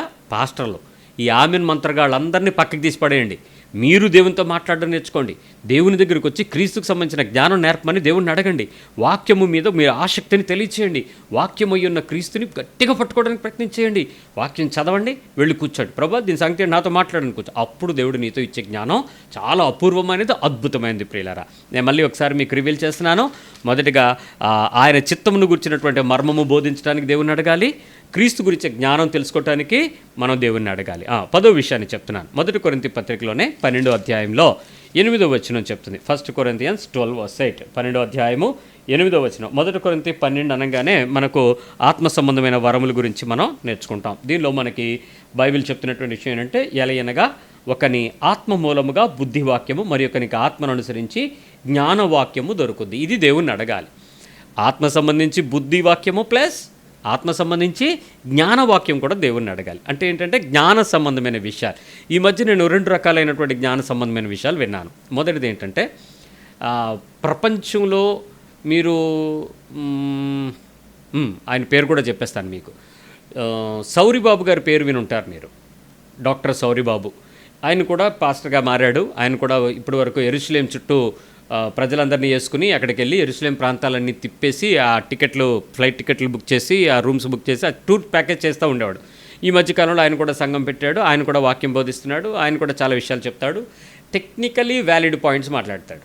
అంటే ఉదాహరణకి 12,000 సైన్య సమూహాలు అక్కడికి వస్తాయి అని యేసు ప్రభు సిలువ ఘట్టంలో మాట్లాడిన విషయం నేను విన్నది చెప్తున్నాను. ఆయన ఏమన్నాడంటే, F-16 బాంబరు ఒకవేళ బాంబు కనుక చేస్తే ఎన్ని టన్నులు ఉంటుంది, ఆ F-16 ఫైటర్ వెళ్ళే స్పీడ్ ఎంత, ఆ టైంలో అక్కడికి వచ్చేది ఎంత, దానివల్ల వచ్చే పొటెన్షియల్ ఎనర్జీ ఎంత, దాన్ని వివరిస్తూ ఒక దేవదూత రెక్క పొడవు 16 అడుగులు ఉంటుంది, 2 రెక్కలు విప్పితే 32 అడుగులు ఉంటుంది, ఈ 32 అడుగులు ఉంటుంది. ఈ 32 అడుగుల రెక్క గనక ఒకసారి వచ్చి నిలబడి ఒక కత్తి దూస్తే ఆ కత్తి ఎన్ని అడుగులు ఉంటుంది, ఎంతమందిని చంపొచ్చు, ఇట్లా చాలా విషయాలు లిస్ట్ చెప్తాడు. అట్లాగే సమాధి గురించినటువంటి విషయాలు, తీర్పు గురించినటువంటి విషయాలు, ఎర్ర సముద్రం చీలిన విషయాలు, ఇలాంటి ఎన్ని విషయాలు చెప్తాడో. ఇవన్నీ ఏంటో తెలుసా? జ్ఞాన సంబంధమైన విషయాలే, ఆత్మ సంబంధమైనవి కావు. అంటే కొన్ని సందర్భాలలో అవి బుర్ర పెరుగుద్ది తప్ప ఆత్మ ఎక్స్పాండ్ అవ్వదు. ఇలాంటి బుర్ర పెరిగే విషయాలకి చాలామంది బైబిల్ వండర్స్ విన్నారు కదా మీరు, చాలామంది వండర్స్. ఏం వండర్స్ వల్ల నీ ఆత్మ ఏమైనా పెరిగిందా? అన్నీ ఇంటర్నెట్ వండర్సే. ఇంటర్నెట్లో ఉన్నవన్నీ కాపీ చేసి వండర్స్ ఎక్స్ప్లెయిన్ చేస్తుంటే అయ్యో బాబోయ్ దేవుడి జ్ఞానం, అయ్య బాబోయ్ దేవుడి జ్ఞానం. దేవుడి జ్ఞానం అది కాదు. ఒక మనిషి పాపము నుంచి తప్పించి పరిశుద్ధతలోకి నడిపించి స్వంత శరీరం మీద తనకు విజయమును పొందుకోవటానికి దేవుని కృపను పొందించేది జ్ఞానం. అంతేగాని ఆడిలా చేశాడు ఈడిలా చేశాడని ఇక్కడ ఇంటర్నెట్లో పోగేసుకుని చెప్పుకునేది జ్ఞానం కాదు. దేవుని జ్ఞానము వేరు. అందుకే యేసుక్రీస్తు వారి విషయంలో చాలా స్పష్టంగా చెప్తున్నాడు ఏంటంటే, క్రీస్తు సంబంధమైన జ్ఞానవాక్యము ఆత్మ ద్వారా వచ్చే వాక్యం. అంతేగాని ఈ భౌతికమైన విషయాల గురించి, ప్రకృతి ప్రాపంచిక విషయాల గురించి, శరీరంలో ఉండేటువంటి రక్త మాంసాల గురించి, వాటి గురించి పెద్ద విషయం ఏమక్కర్లే. ఇప్పుడు నేను కూర్చుని బాడీ మీద ఉన్నటువంటి చర్మం ఒలిచి పరిస్తే ఎన్ని మైళ్ళు అవుతుందో, రక్తనాళాల పొడవెంతో, గుండెలో ఉండేటువంటి సంకోచ వ్యాకోచాల మధ్యలో కరెంట్ ఎంతో నేను చెప్పాను అనుకోండి. కార్డియాక్ డాక్టర్ చదవాల్సిన విషయం అయ్యి. నాకెందుకు అవన్నీ? ఇవి జ్ఞానం అనుకుని మనుషులందరూ పాస్టర్ గారు బాగా చెప్పారే, ఈ బాగా చెప్పారన్న వాడికి యేసుక్రీస్తు తెలిస్తే ఆడేం బాగా చెప్పలేదు తెలుసుద్ది. అంటే నీకు బైబిల్ తెలియాలి. బైబిల్ విషయంలో వాక్యం ఏం చెప్తుందో అనే దాని గురించినటువంటి అండర్స్టాండింగ్ కంటే ఈ జ్ఞానం పట్టుకుని వెళ్ళే వాళ్ళ దగ్గర వెర్రి జనాలుగా పరుగులు పెడతా ఉంటారు. ఇది పచ్చి మోసమైనటువంటి తప్పుడు బోధే. ఒక విధంగా జాగ్రత్త. అంటే అలాంటి విషయాలలో వారు చెప్పే విషయాలు చాలా ప్రత్యేకంగా ఉంటాయి. ఆత్మ సంబంధమైనటువంటి బుద్ధివాక్యము, జ్ఞానవాక్యము కూడా ఆత్మ ద్వారా వివేకము కలిగిన వాడికే అర్థమవుతాయి. ఆ మనిషి చెప్తూ ఉండేటప్పటికి అవతల వాడికి చెమటలు పడతాయి, తప్పు తెలిసిపోద్ది, హృదయము ఒప్పుకుంటుంది, ఆత్మ దుఃఖిస్తుంది, ఆ వ్యక్తి లోతైన మారుమనసులోకి పశ్చాత్తాపంలోకి వస్తాడు. అలా రాని ఏది కూడా కాదు. ఈ మధ్యలో మరి కొంతమంది కొత్త పాస్టర్లతో వెళ్ళేసారండి. వీళ్ళు ఏం చెప్తున్నారు తెలుసా? Motivative speakers. బాగా మోటివేట్ చేసేస్తున్నారు, మనల్ని తెగరెచ్చగొట్టేస్తున్నారు. ఏమండి, మనం ఏమన్నా ఇంటర్మీడియట్ ఎగ్జామ్కో లేకపోతే ఇంజనీరింగ్ ఎగ్జామ్కి వెళ్తున్నామా? మనకి ఎందుకండి మోటివేషను? దేనికి మోటివేషను? భక్తి చేయడానికి కూడా మోటివేషన్ కావాలా? అంటే నిన్ను రెచ్చగొట్టి, నిన్ను ప్రేరేపించి, నిన్ను పూర్తిగా ఇన్స్పైర్ చేసేసి అక్కడ ఏడుపు వచ్చేసి ఆ వెనకాతలంతా ఒక మ్యూజిక్ కూడా ఉంటాడు. ముందు ఆ 2 చేతులు నరికేస్తే సగం ప్రాబ్లం సాల్వ్ అయిపోద్ది. ఏంటి కుయ్యి అని రాగాలు వేస్తుంటే యువతరోడు గుండు పగిలిపోయి, ఏది రాజశేఖర రెడ్డి చచ్చిపోయినప్పుడు, ఆ రెడ్డి గారు చనిపోయినప్పుడు టీవీ లైన్లో టీవీ 5లో రాగాలు వేస్తే గుండు పగిలి చచ్చిపోలా? ఓదార్పు యాత్రలు అందుకే కదా అయ్యింది. దేనికి? చనిపోయాడన్న బాధ కంటే వెనకాతలు వచ్చే డీప్ సారో మ్యూజిక్కి ఎక్కువ మంది స్పందిస్తారు. మనం కూడా అదే. ఈ బోధ చేస్తున్న వ్యక్తికి ఆత్మ సంబంధమైన జ్ఞాన పశ్చాత్తాపం వేరు, మ్యూజిక్ సంబంధమైన కోత పశ్చాత్తాపం వేరు. ఈ పనికిమాలిన పశ్చాత్తాపాల నుంచి పరిశుద్ధంగా దేవుని కొరకు నువ్వు చేసిన పని నీకు ఎదురుగా దేవుని ఆత్మ చెప్తూ ఉంటే, ఆ వాక్యం చదువుతూ ఉంటే, ఆ వాక్యం నేర్పిస్తూ ఉంటే, ఆ బోధ చేస్తూ ఉంటే, ఆ హెచ్చరిక వస్తూ ఉంటే గుండె పగిలి ఏడ్చే అనుభవం ఉంది అసలు. అలాంటి స్థాయికి వచ్చాడు ఎవడైనా ఈ మధ్య? ఎక్కడా లేదు. ఎంతసేపు ఏం తిందామో, ఏం తాగుదాం, ఏం ధరించుకుందాం. ఒకవేళ బాగా చెప్తారు ఈ పాస్టర్ గారు, ఆ తర్వాత ఎవ్వడి పని ఆడిదే. మరి ఏమైంది నీకు? అదే లేనిది ఏంటంటే ఆత్మ సంబంధమైన ఆ జ్ఞాన వరమును నువ్వు పొందుకోలేకపోతున్నావు. ఒకవేళ ఎవడైనా పొందుకున్నాడు అనుకోండి, దయ్యాలు వదలగొట్టిన దగ్గరేమో ఒక పాస్టర్ ఇరుక్కుపోయాడు. ఎంతసేపు నువ్వే దయ్యంవి, నీ పేరేంటి, నీ ఊరేంటి, అక్కడ పోయాడు. ఇక ఆ దయ్యాలు యేసుక్రీస్తు దయ్యాలను మాట్లాడించలేదు. ఎవడైనా దయ్యాలను మాట్లాడించే పాస్టర్ని కనపడితే ఆడు దొంగ పాస్టర్, వదిలేసి పక్క వచ్చేసేయండి. ఖచ్చితంగా బైబిల్ చెప్తుంది దయ్యాలను యేసు ప్రభు మాట్లాడినవ్వలేడు, మాట్లాడినివ్వడు. నువ్వు ఎవడో వచ్చి పాస్టర్ అనాయింటెడ్ పాస్టర్ వచ్చి ప్రార్థన చేయగల ఏ దయ్యానైనా, ఏ విశ్వాసైనా యేసుక్రీస్తు కొరకు ఒక్క విషయంలో సత్యాన్ని నమ్మితే ఆ సత్యాన్ని బట్టి గద్దిస్తే పోతుందంతే. అది సింపుల్ వరం. స్వస్థపరచు వరము, దయ్యాలను వల్లగొట్టుట, ఈ 2 వరాలు ప్రాథమికంగా ప్రతి క్రైస్తవుడు ఆపరేట్ చేయగలిగినవి. ఈ రెండింటిని దాటి మిగిలిన వాటికి దేవుని కృపను బట్టి పొందుకోవాలి. అది మనం అడగాలి. కొంతమంది, చాలామంది ఈ ఆత్మ సంబంధమైన బుద్ధివాక్యాన్ని బట్టి చక్కటి పుస్తకాలు రాస్తారు, చక్కటి ప్రసంగాలు చేస్తారు, చక్కటి వివరణ చేయగలుగుతారు, చక్కటి బోధ చేయగలుగుతారు, చక్కటి జ్ఞానంగా అర్థవంతంగా ఎక్స్ప్లెయిన్ చేయగలుగుతారు. చాలా విషయాలలో మంచి పట్టు ఉంటుంది వాళ్ళకి, మంచి ప్రార్థనా బలం కలిగి ఉంటారు, ఉపవాసము వాళ్ళకి దీక్షగా ఉంటుంది, వాళ్ళు వాక్యంపై విశ్లేషణాత్మకమైన ఆలోచనలు ఉంటాయి, చక్కటి జవాబులు చెప్పగలుగుతారు, చక్కటి బోధన చేయగలుగుతారు. ఇది ఆత్మ సంబంధమైన జ్ఞానం. ఇక్కడ కొంతమంది తెలివైన స్మార్ట్ పీపుల్ ఉన్నారు. వీడికి ఆత్మ ఉందో లేదో తెలియదు, కానీ అవతల వాడు మాట్లాడే మాటకి వీడు కూర్చుని విశ్లేషణ ఇస్తూ ఉంటాడు. వీడు ఒక విలేకరు అనమాట. అంటే మీరు ఎంచుకోవాల్సిన వృత్తిని ఎంచుకోండి ఆయన, తర్వాత అవతల వ్యక్తులకి మీరు కామెంట్లు పెడతారు, కానీ వాళ్ళు ఏం చేయాలో మీరు డిసైడ్ చేద్దరు. కానీ ఎందుకంటే అవతల వ్యక్తులు బలహీనులైనప్పుడు బలహీనతల గురించి నువ్వు ప్రార్థన చేయాల్సిన వారివి. అవసరమైతే దాన్ని హెచ్చరించేటప్పుడు ఏం చేయకూడదో చెప్పు, ఏం చేయాలో చెప్పు. ఆత్మ ఎప్పుడు కూడా ఏం చెప్పదు తెలుసా? ఏం చేయకూడదో చెప్పదు, ఏం చేయాలో చెప్పదు. నీకు అది ఏం చేయాలో తెలియనోడు ఏం చెప్తాడంటే ఏం చేయకూడదో మాట్లాడతాడు. అట్లా చెప్పేటువంటి మనుషులందరూ కూడా శరీర సంబంధమైన వ్యక్తులు. మీరు ఆత్మ సంబంధమైన విశ్వాసాలకు సంబంధించి ఏ కామెంట్ మీరు చేయక్కర్లా. మూసుకుని దేవుని సన్నిధిలో తెరుచుకోండి చేతులు, చెవులు. అప్పుడు దేవుడు తెరుస్తాడు మీ చెవుల్ని, అప్పుడు నీకు నేర్పిస్తాడు ఆ విషయం. రెండవది, శరీర సంబంధమైన వ్యక్తులకు, ఆత్మ సంబంధమైన వ్యక్తులకు మధ్యలో క్రీస్తు యొక్క ఆత్మ జ్ఞానము కావాలి. అది దేవునిని అడగాలి, అప్పుడు దాన్ని తెచ్చుకోగలగాలి. ఈరోజు ప్రతి విషయంలో కూడా ఆత్మ ద్వారా వచ్చేటువంటి ఆ జ్ఞానము మనం తెచ్చుకోకపోయినప్పుడు ఏ తప్పు నీకు కనపడుతూ ఉంటుంది. చెప్తున్నాను చూసారా, ప్రతిసారి వాళ్ళకి అన్నీ కనపడేవి ఏంటంటే తప్పులు. మీరు అలా అనకూడదు, మీరు అలా చెప్పకూడదు, మీరు అలా చేయకూడదు, మీరు అక్కడికి వెళ్ళకూడదు, మీరు అక్కడ రాకూడదు, మీరు ఇలా అనకూడదు. అసలు నువ్వెవడవు ఇంతకీ? దేవుడు ఆత్మ ద్వారా అడ్డగించు జ్ఞానము, నడిపించు జ్ఞానము, వివేచించు జ్ఞానము, వాటన్నిటిని ఏర్పాటు చేశాడు. అది నువ్వు తెచ్చుకోగలిగితే నీకు చాలా నీ రెవల్యూషన్ మారిపోద్ది.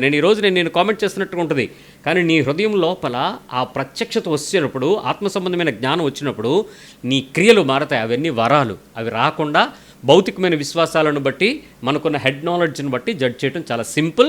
అది తప్పేమీ కాదు. అది విలేకరులుగా వాళ్ళు చేసేటువంటి పని, మనం చేసే పని కాదు. రైట్.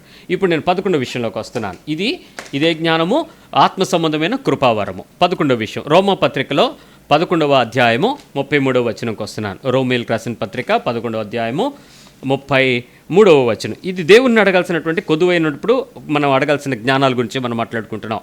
రోమన్స్ 11:33, 11వ అధ్యాయం 33వ వచనం. ఆహా, దేవుని బుద్ధి జ్ఞానముల బాహుళ్యము ఎంతో గంభీరం, ఆయన తీర్పులు శోధింపనెంతో అవశ్యములు, ఆయన మార్గములెంతో అగమ్యములు. అనగా అడుగుజాడలు పట్టణ అసఖ్యములు, వీటిని మనం మాట్లాడాల్సిన విషయం ఉంది. ఇప్పుడు చూడండి, దేవుని గూర్చినటువంటి బుద్ధి బాహుళ్యములు ఎవరికి తెలుస్తాయి? నేను ఇందాక దేవుని గురించి జ్ఞానం అన్నాను, తర్వాత క్రీస్తు గురించి జ్ఞానం అన్నాను, ఇప్పుడు ఆత్మ సంబంధమైన జ్ఞానం చెప్పాను, అంటే ఆత్మ సంబంధమైన వరములో ఉన్నటువంటి జ్ఞానము బుద్ధివాక్యం గురించి చెప్పాను. ఇప్పుడు ఆ దేవునిలో ఉన్నటువంటి బుద్ధి బాహుళ్యములు చెప్పాలి. ఇది చాలామందికి అర్థం కాని విషయమే, కానీ అర్థం చేసుకోవడానికి అసాధ్యమైన విషయం ఏంటో చెప్తారు. మీరు ఆలోచించండి. దేవుని బుద్ధి బాహుళ్యములు అంటే ఏంటంటే దేవుని యొక్క గుణ లక్షణాలు. మీరు ఇంటర్నెట్ సహాయం తీసుకోకుండా ఏ పుస్తకం చదివింది పక్కకు పడేసి ఒక పేపర్ పెన్ను తీసుకుని దేవుని యొక్క దేవుని యొక్క లక్షణాలు ఏంటి, దేవుడు మనుషులతో ఎట్లా స్పందిస్తాడు రాసుకురండి. ఎన్ని లక్షణాలు రాయగలరు అన్ని లక్షణాలు రాయండి. ఒకరోజు ఇది assignment not for one day, it's every day assignment. నిన్న రాసినవి ఈ రోజు రాసినా పర్వాలేదు, మరికొత్త విషయాలు వస్తాయి, రేపు మరికొన్ని విషయాలు keep a diary and please note it on. ప్రతిరోజు రాయండి దేవుని గురించి కొత్త లక్షణాలు ఏంటి అని ఆలోచిస్తూ వెళ్తే నీ జీవితకాలం సరిపోతుంది. కానీ రాయండి, మేక్ ఇట్ అన్ ఎక్సర్సైజ్. ఇక్కడ ఏంటంటే దేవుని లక్షణాలు రాయండి, దేవుని యొక్క స్పందన, గాడ్ హౌ రియాక్ట్స్. ప్రపంచంలో ఒక మానవుడు పుట్టినప్పటి నుంచి ఒక మానవుడు చనిపోయే వరకు అన్ని దశల మధ్య, అన్ని సందర్భాలలో, అన్ని జాతుల మధ్య, అన్ని తరాల మధ్య, అన్ని కాలాల మధ్య ఒకే రీతిగా దేవుడు ప్రవర్తించాడు. నిన్న నేడు నిరంతరము ఏకరీతిగా ఉండి పనిచేసిన దేవుడు. అంటే కాలాలన్నిటిలోనూ, సందర్భాలన్నిటిలోనూ, ఉద్యోగాలన్నిటిలోనూ, మనుషులందరితోనూ, మరి భూభాండాలలో అన్ని పరిస్థితుల్లోనూ దేవుడు పనిచేసినట్లు బైబిల్ ఇజ్రాయేల్ చరిత్ర రాస్తే దేవుడు ఎలాంటోడో, ఆయన తాలూకా స్పందనలు ఎలా ఉంటాయి నీకు ఎందుకు తెలీదు? ఖచ్చితంగా తెలుస్తాయి. నేను మీకు ఎలా చెప్తానంటే, మీరు మీకు ఇష్టమైనటువంటి ఒక వారానికి ఒక అసైన్మెంట్ ఇది. ఒక వారంలో ఇష్టమైనటువంటి ఒక 5 వ్యక్తుల పేర్లు రాయండి. మీ ఇష్టం వచ్చినటువంటి పేర్లు రాయండి, బైబిల్లోకి సంబంధించి. బయట సత్యనారాయణ, వెంకట్రావు, ఇమ్మాన్యుయల్ వీళ్ళ పేర్లు రాయకండి, బైబిల్లో ఉన్న పేర్లు రాయండి. ఒక క్యారెక్టర్తో దేవుడు ఎలా స్పందించాడు, how God reacted with the person, how God responded to the person. ఎందుకంటే మనకు అలా రెస్పాండ్ అయిన పేర్లే ఉంటాయి, అన్నెసరీగా ఉండే పేర్లు మనకు ఉండవు. బైబిల్ అంతా కూడా అయితే పాపం చేసినవాడు, అయితే పరిశుద్ధంగా బ్రతికినవాడు, అయితే దేవునితో వాడబడినవాడు, అయితే దేవునికి వ్యతిరేకమైనవాడు, అయ్యేగా ఉంటాయి మనకి. ఎనీ క్యారెక్టర్ రాసి దేవుడు ఎలా స్పందించాడో కొన్ని లక్షణాలు రాయండి. వెంటనే పేజ్ అయిపోయింది అనకంటే ఎడిషనల్ షీట్లు తీసుకోండి, ఇంకా రాయండి, ఎక్కువ విషయాలు వాటిని గమనించండి. దేవుని క్రమం ఏంటో కూడా రాయండి. How God works, how God's plans. క్రమం ఏంటి? అక్రమం చేయవాడు కాదు కదా, అన్యాయం ఎత్తి చేయటం అసంభవం కదా. దేవుడు ఎలా క్రమంలోకి వెళ్తాడో అది రాయండి. అలాగే దేవుని యొక్క వ్యవహార శైలి ఏంటి, హౌ గాడ్ డీల్స్, ఎట్లా వ్యవహరిస్తాడు, ఎంతో హుందాగా ఉంటాడు ఆయన, నీచమైన ప్రవృత్తి ఆయనలో లేదు కదా, ఆయన గమనాగమన ఛాయ ఏమి ఆయనలో లేదు కదా, అంటే కదిలిపోయే స్థాయి ఆయనకి లేదు కదా, ఈజ్ అ స్టేబుల్ గాడ్ కదా. ఎట్లా ఆయన లక్షణాలు ఏంటి, ఆయన వ్యవహారాలు ఎలా పనిచేస్తాడు, ఆయన ప్రణాళికలు ఎంత పర్ఫెక్ట్గా ఉంటాయి, ఆయన వివేచన ఎంత చక్కగా ఉంటుంది, ఆయన ఎలాంటి మార్గాల గుండా మనల్ని నడిపించాలనుకుంటున్నాడు, దేవుని యొక్క నిశ్చయమైన లక్ష్యాలు ఏంటి. You keep on studying it. వీటిని అడగాలి వెళ్ళి దేవుని సన్నిధిలో. ప్రభువా, ఈ లక్షణాలు నేను తెలుసుకోవాలనుకుంటున్నాను, ఈ విధంగా నువ్వు నాకు పరిచయం అవడానికి నాకు ఇష్టం, lord you speak to me, నువ్వు నీకు దేవుని సంబంధమైన బుద్ధివాహుల్యం నాకు ఇవ్వు అని మీరు అడగాలి. అవి వదిలేసి ఏం అడుగుతున్నావు చూసారా, సిగ్గుమాలిన సంగతులు. ఇవన్నీ నువ్వు అడుక్కోకపోయినా కూడా నీకు రేపు ఎల్లుండి వచ్చేస్తాయండి. ఎందుకంటే మీరు అడగక మునిపే నాకు అన్నీ మీ ఇవ్వడం నాకు తెలుసు అంటున్నాడు ఆయన. అది తెలుసుకోవాలి వాక్యం. ఇప్పుడు అడగకపోతే మీరు పొందుకోలేరని చెప్పాడు ఒక చోట, అడగండి మీకు ఇస్తానని చెప్పాడు ఒక చోట. మీరేం అడుగుతున్నారో అడిగే వాటికి అన్నిటికంటే ముందే నాకు తెలుసు అని కూడా చెప్పాడు ఒక చోట. మరి దేనికి ప్రమాణంగా తీసుకోవాలి నువ్వు? అంటే నీకు అలవాటు చేయటం ఇంపార్టెంట్ అని దేవుడు ఆలోచిస్తున్నాడు. ఆయనతో మాట్లాడుకోవటం నీకు ఇంపార్టెంట్ అని చెప్తున్నాడు, కానీ అడుక్కోవటం ఇంపార్టెంట్ అనుకోవట్లేదుగా. ఆయన పిల్లలుగా నువ్వు ఉండాలని కోరుకుంటున్నప్పుడు పిల్లలకి ఏం కావాలో తల్లిదండ్రులేగా చూసుకుంటారు, వాళ్లే కదా పరిగెత్తుకొచ్చి నీకు సప్లై చేస్తారు, అన్నీ ఇస్తారు. అది నువ్వు ఆలోచించుకోమంటున్నాడు. అది చాలా ముఖ్యమైనటువంటి విషయం. దేవుని గురించిన బుద్ధి బాహుళ్యాలు నేను మళ్ళీ చెప్తున్నాను ఒకసారి. దైవిక లక్షణాలు, దేవుని యొక్క స్పందన, దేవుని యొక్క వ్యవహారం, దేవుని యొక్క క్రమం, దేవుని యొక్క ప్రణాళికలు, దేవుని యొక్క మార్గాలు, దేవుని యొక్క నిశ్చయత, అంటే నిశ్చయమైన లక్ష్యాలు ఎలా ఉంటాయి. ఈ 7 విషయాలు మనం ఒకదాని తర్వాత ఒకటి రాసుకుంటూ దేవుని సంబంధించిన పరిస్థితుల గురించి మీరే మాట్లాడండి, మీరే అడగండి. ఏ క్యారెక్టర్ అయినా తీసుకోండి, ఆ క్యారెక్టర్ గురించినటువంటి విషయాలు మీరు వాటిని క్రోడీకరించడం ప్రయత్నించండి. అట్లా మీరు చేయటం కనుక మీ భక్తి ప్రారంభిస్తే అనతి కాలంలో మీరు దేవుని సంబంధులుగా మారుతారు. దేవుడు మీతో మాట్లాడే అనుభవం మీకు వచ్చేస్తుంది. దేవుని చిత్తం ఎవరి దగ్గరికి వెళ్ళక్కర్లా, మీ హృదయంలోనే చెప్తూ ఉంటాడు. వాక్యం మీద మీకు మమకారం పెరుగుద్ది, సంఘం మీద ఇష్టం పెరుగుద్ది, సేవకుడు చెప్పే బోధ అత్యాసక్తితో వెళతారు, ఆత్మ చెప్పే సంగతులు వినపడతాయి. ఇదండి భక్తి క్రమం మనం నేర్చుకోవాల్సింది. 12వ విషయంకి వచ్చేస్తున్నాను, త్వరగా వెళ్తున్నాను, గమనించండి. యాకోబు పత్రిక 3వ అధ్యాయంలోనే మనం ఇందాక చెప్పినటువంటి దయ్యాల జ్ఞానం దాటిన తర్వాత దైవ సంబంధమైన జ్ఞానం గురించి ఇక్కడ మనకు రాయబడి ఉంది. అది 17వ వచనం నుంచి కింద ఉంటుంది. అంటే ఏమొచ్చిందంట, పైనుంచి దిగి వచ్చే జ్ఞానం గురించి అడగాలి. నిజానికి ఈ ఒక్క వచనం పట్టుకుని మీరు గనక దేవుని సన్నిధిలో రోజు ఏడిస్తే, ఒకరోజు కాదు రోజు గనక దీని గురించి ప్రార్థన చేయడం ప్రారంభిస్తే మీ ఇంట్లో దేవుడు పాఠాలు ప్రారంభిస్తాడండి. మీరు దేవుని సన్నిధిలో అడిగితే దేవుడు మీ ఇంట్లో డీల్ చేయడం ప్రారంభిస్తారు.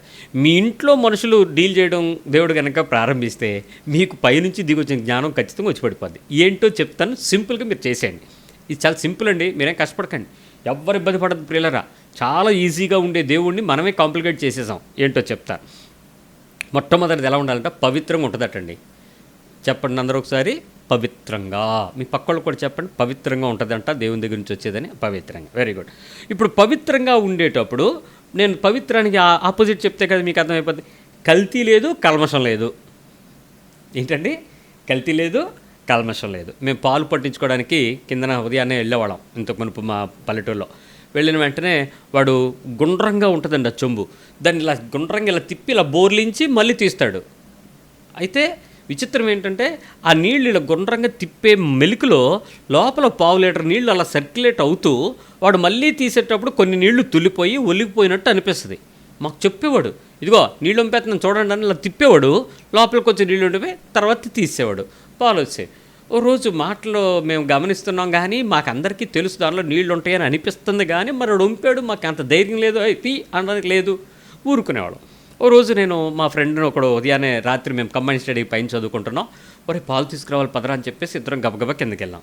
వాడికి తెలియదు కదా, వీడు పాలోడికి మాకు చాలా సంవత్సరాల నుంచి పాలు పోయించుకుంటున్నాం అని అనగానే ఆడన్నాడు, ఏయ్ ఆపు అన్నాడు. అక్కడ ఏడి చెంబు తిరగేస్తున్నప్పుడు, ఆ పాలు పెట్టుకునే చెంబు తిరగేస్తుంటే ఆపు అనగానే ఏడు బాబు అన్నాడు, ఒకసారి అలిగి అన్నాడు. ఏడు బాబు పాలు తీసేస్తున్నాడు బాబు అని అంటే, ఏం పర్లేదు ఒక నిమిషం ఉండని చెప్పి ఇలా తీసుకుని ఇలా రండి అని చెప్పి ఆ లీటర్ కొలిసే దానిలోకి దాన్ని తీసి వంపేశాడండి వీడు. వంపేస్తే ఇంచుమించు అర్ధ లీటర్ వరకు నీళ్ళు వచ్చేసినాయి. వెంటనే అన్నాడు, ఎరా ఇంత దగ్గరుండి వచ్చి పిండించుకుంటున్నావు, ఎప్పుడు చూసుకోవేటరా మరి వీడు కల్తీ చేస్తున్నాడు అన్నాడు. మేము ఈ సందర్భం ఎప్పుడు దొరుకుద్దా అని మేము కనిపెడుతున్నాం, కానీ పాప మరి మేము ఎందుకంటే అంతకంటే పాలు దొరకవు, ఎందుకు వాడితో గొడవ అని ఆడికి ఆవు కొనుక్కోవడానికి దూడ కొనుక్కోవడానికి డబ్బులు కూడా మేము ఇచ్చినాం కాబట్టి నోరు మూసుకొని పాలు తాగుతున్నాం. మొత్తానికి ఆడిని, ఏమి నారాయణ రోజు ఇలాగే చేస్తున్నావు కదా, ఇన్ని సంవత్సరాలు ఇలాగే చేసావు కదా, ఈ చెంబుతో నువ్వు మమ్మల్ని మోసం చేసావు కదా అని అంటే, ఊరుకోండి బాబు ఇవాళ సరిగ్గా తిప్పలేదు అందుకే ఎక్కువ ఉండిపోయాయి అనిసాడు. సరే అప్పటికే మేము మాట్లాడలేదు, కానీ పాలు ఏమవుతున్నాయి, కల్తీ.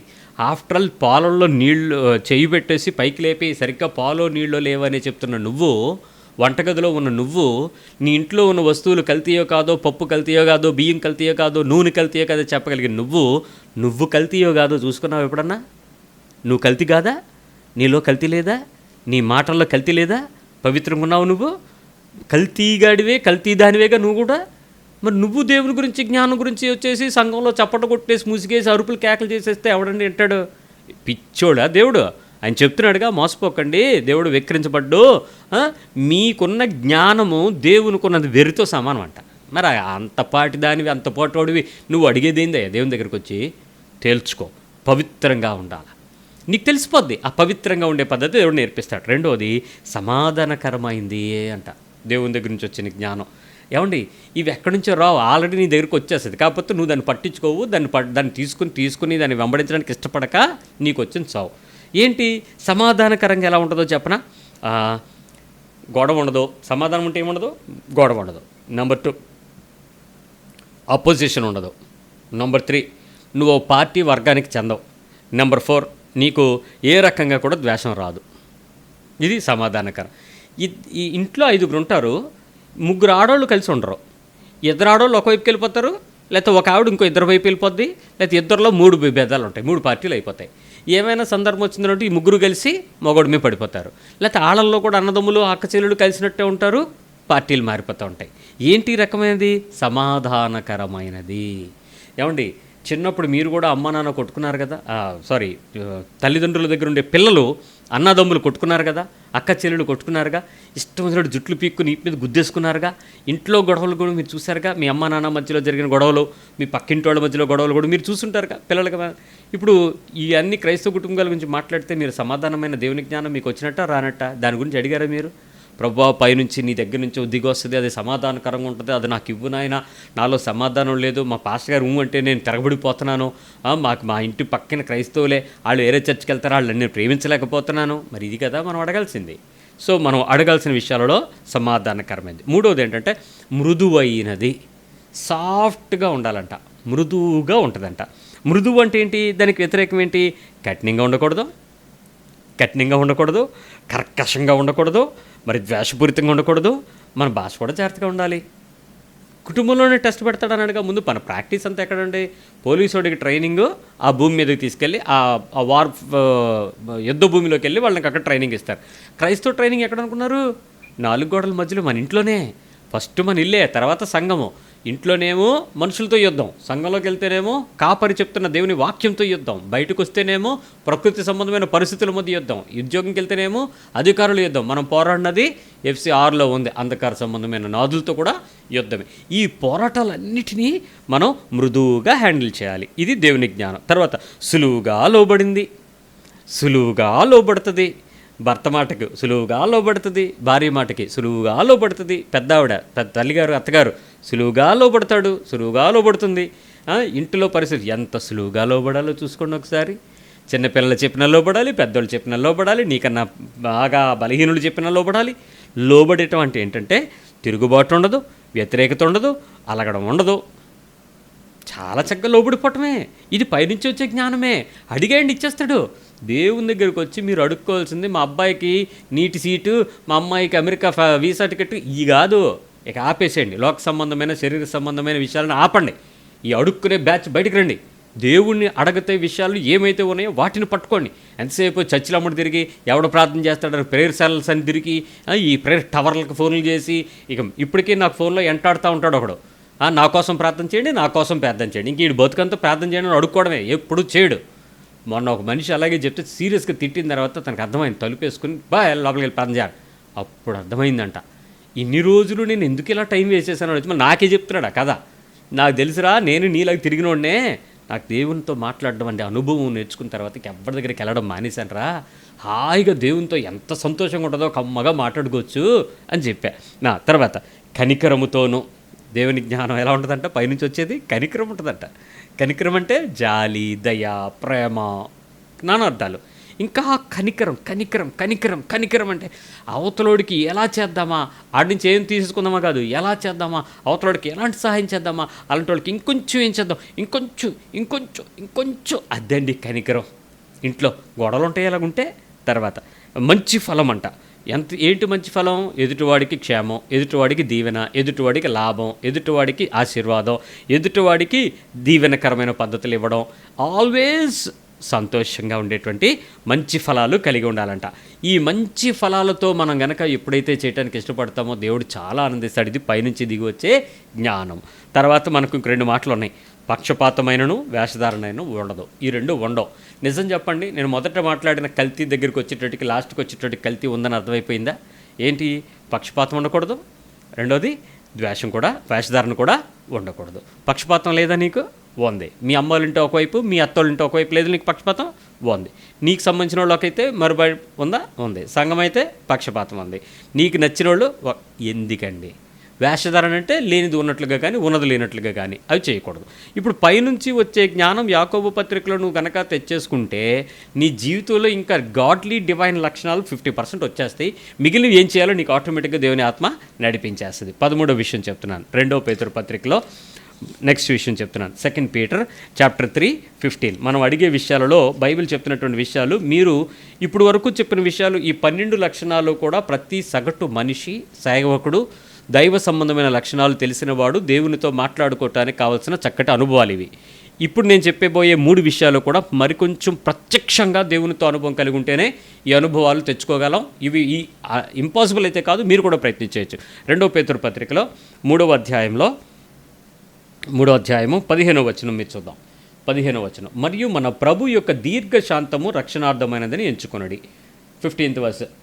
అలాగున మన ప్రియ సహోదరుడైన పౌలు కూడా తనకు అనుగ్రహించబడిన జ్ఞానము చొప్పున మీకు రాసి ఉన్నాడు. పౌలుకు మాత్రం అనుగ్రహించబడిన జ్ఞానం. బైబిల్లో మీరు చూసారా, యేసుక్రీస్తు వారు చెప్పబడిన తర్వాత మళ్ళీ అలాంటి సంగతులు చెప్పిన వ్యక్తి మనకి ఇంకెవరు కనపడరు, పౌలు కనపడతాడు. పౌలుకి ఆ జ్ఞానం ఎలా ఇవ్వబడిందంటే అది ప్రత్యేకమైన జ్ఞానం. నేను అందుకే చెప్పాను, ఇది నీ కొన్ని సందర్భాలకు తగిన జ్ఞానం మీకు ఇచ్చినా మళ్ళీ అలాంటి జ్ఞానం కలిగిన వాళ్ళు బహు తక్కువ మందిని చూస్తూ ఉంటాం.